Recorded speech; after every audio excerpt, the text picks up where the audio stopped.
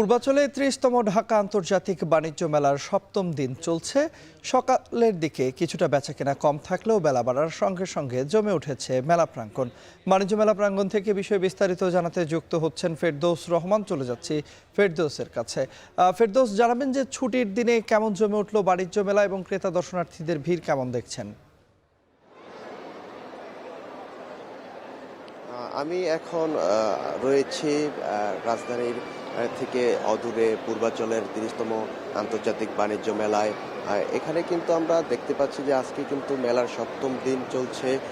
সকাল থেকে কিছুটা কম হলেও বেলা বাড়ার সঙ্গে সঙ্গে কিন্তু দুপুরের পর থেকে কিন্তু ক্রেতা দর্শনার্থীদের সংখ্যা বাড়ছে। তারা কিন্তু দোকানগুলোতে ভিড় জমাচ্ছেন, তাদের পছন্দের জিনিসপত্র তারা দেখছেন, কেউ কেউ ক্রয় করছেন। আমরা কিন্তু দেখতে পাচ্ছি যে এখানে বিভিন্ন দেশি বিদেশি দোকানগুলো কিন্তু সজ্জিত রয়েছে বিভিন্ন পণ্যে।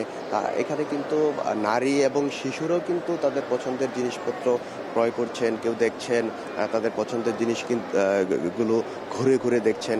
আমরা যদি একটু বলে রাখতে চাই যে মেলা শুরু হওয়ার থেকে আজকে পর্যন্ত গেল দুদিন ধরে কিন্তু একটু বেচাকেনা একটু ভালো হচ্ছে, সন্তোষজনক হচ্ছে। আমরা এখানে দোকানিদের সঙ্গে কথা বলেছি, তারা যেমনটি আমাদেরকে জানিয়েছেন যে গেল শুক্রবার অর্থাৎ গতকাল শুক্রবার কিন্তু কেনাবেচা একটু সন্তোষজনক হয়েছে, লোকজন ভিড় জমিয়েছেন। তারা কিন্তু আশা করছেন যে আজ শনিবার সাপ্তাহিক আরেকটি ছুটির দিন হওয়াতে অর্থাৎ সরকারি অফিসগুলো আজকেও বন্ধ রয়েছে, তো সেদিক থেকে কিন্তু তারা আমাদেরকে জানাচ্ছেন যে আজকেও বেচা কিনা কিন্তু তাদের আশা অনুযায়ী কিন্তু বেচা কিনা চলবে।